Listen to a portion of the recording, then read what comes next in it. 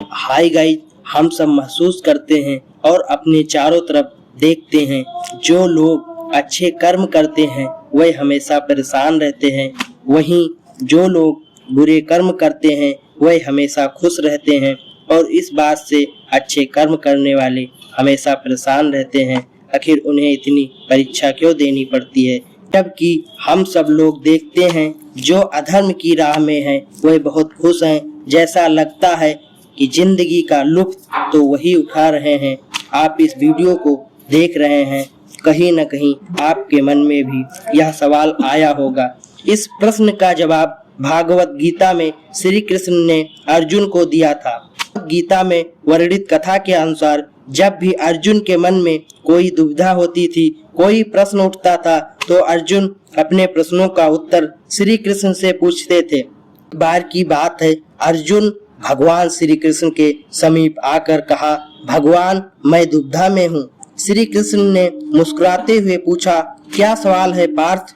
अर्जुन ने कहा, मुझे जानना है कि अच्छे लोगों के साथ हमेशा बुरा ही क्यों होता है। भगवान वहीं बुरे लोगों के साथ हमेशा खुशहाल दिखते हैं और अच्छा ही अच्छा होता है। अर्जुन के मुंह से ऐसी बातें सुनकर श्री कृष्ण मुस्कुराए और बोले, मनुष्य जैसा सोचता है और महसूस करता है वैसा कुछ नहीं होता है, बल्कि अज्ञानता की वजह से वह सच्चाई नहीं समझ पाता है। अर्जुन श्री कृष्ण की ये बातें समझ नहीं पाए और कहा, भगवान विस्तार में समझाइए। श्री कृष्ण ने अर्जुन से कहा, पार्थ मैं तुम्हें एक कथा सुनाता हूँ और उसे सुनकर तुम समझ जाओगे कि हर प्राणी को उसके कर्म के हिसाब से ही फल मिलता है। प्रकृति हर किसी को अपनी राह चुनने का मौका देती है। अब वो मनुष्य की इच्छा पर निर्भर करता है कि उसे धर्म की राह चुननी है या अधर्म की। कथा शुरू करते हुए श्री कृष्ण ने कहा, एक नगर में दो पुरुष रहा करते थे। एक पुरुष व्यापारी था जिसके जीवन में धर्म की बहुत महत्ता थी। वह पूजा पाठ में यकीन करता था और हर रोज भगवान की पूजा करता था। वहीं दूसरा पुरुष बिल्कुल विपरीत था। वह हर रोज मंदिर तो जाता था पर पूजा करने के लिए नहीं, बल्कि मंदिर के बाहर जूते चप्पल चुराने के लिए। उसे दान और धर्म से कोई लेना देना नहीं था।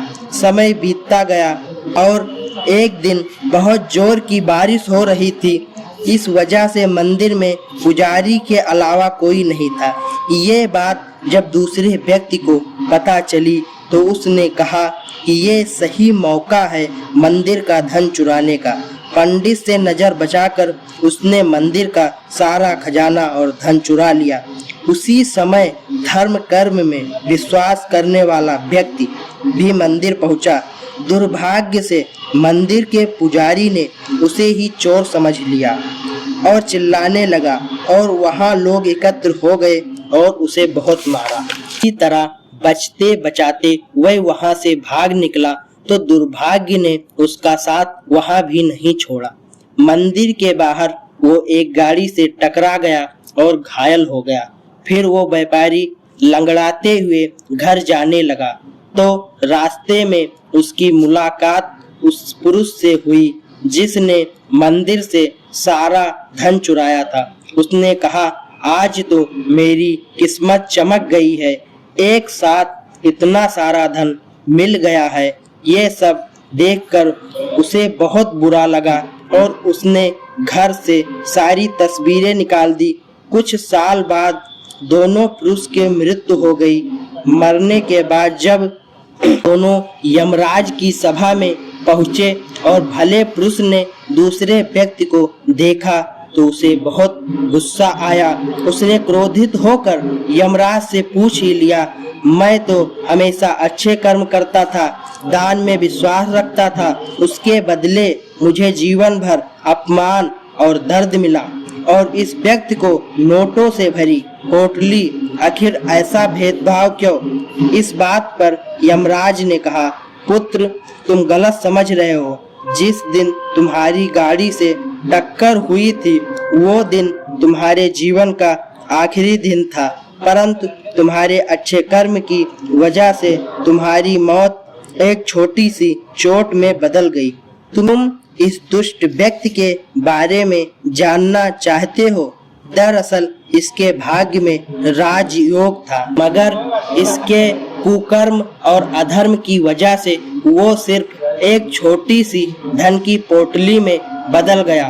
कथा सुनाने के बाद श्री कृष्ण ने अर्जुन से कहते हैं, पार्थ, क्या अब तुम्हें तुम्हारे सवाल का जवाब मिल गया होगा? ऐसा सोचना कि भगवान तुम्हारे कर्मों को नजरअंदाज कर रहे हैं, ये बिल्कुल भी सत्य नहीं है।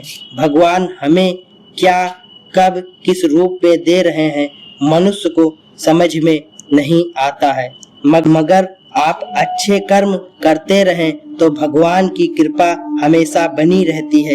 इसलिए मनुष्य अपने अच्छे कर्मों को बदलना नहीं चाहिए, क्योंकि उसका फल हमेशा इसी जीवन में मिलता है।